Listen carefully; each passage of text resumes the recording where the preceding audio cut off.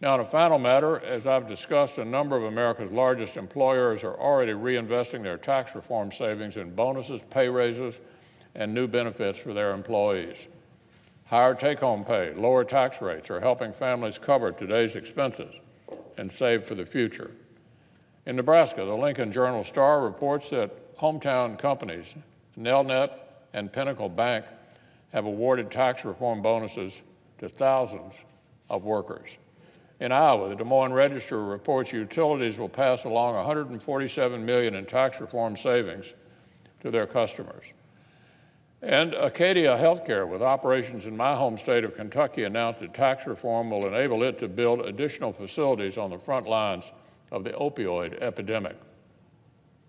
This week, Vice President Pence has been on the road hearing how tax reform is changing Americans' lives and livelihoods for the better. He visited all three of those states, listening to workers and small business owners. It's interesting, though, the huge number of early tax reform success stories aren't getting the applause they deserve from over here on the other side of the aisle. Every one of my Democratic colleagues in the House and in the Senate made the political calculation to vote along party lines and try to sink tax reform. Every single one of them in the House and the Senate. Fortunately, those efforts failed.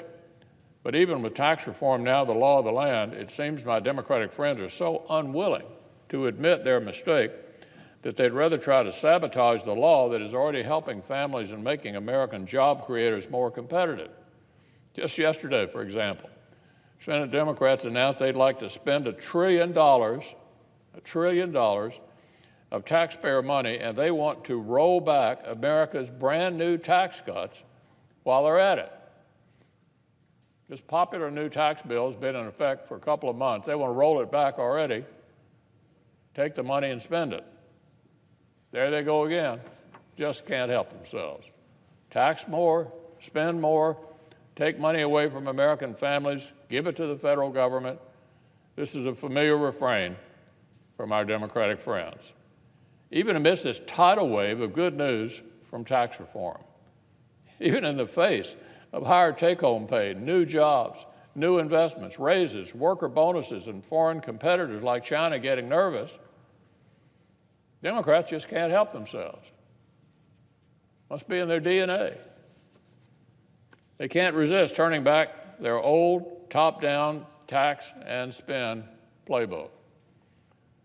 By lowering the tax burden on companies large and small, America turned on a bright neon sign that's telling the world we're open for business. Democrats want to unplug it. By lowering middle-class rates and expanding deductions, we gave families all across the country more breathing room to save or pay their bills. Democrats want to claw that money back. Fortunately for the American people, Republicans in the House, the Senate, and the White House won't let them take your tax relief, your lower utility rates, your bonuses, or your new opportunities. They're not going to be able to take them back.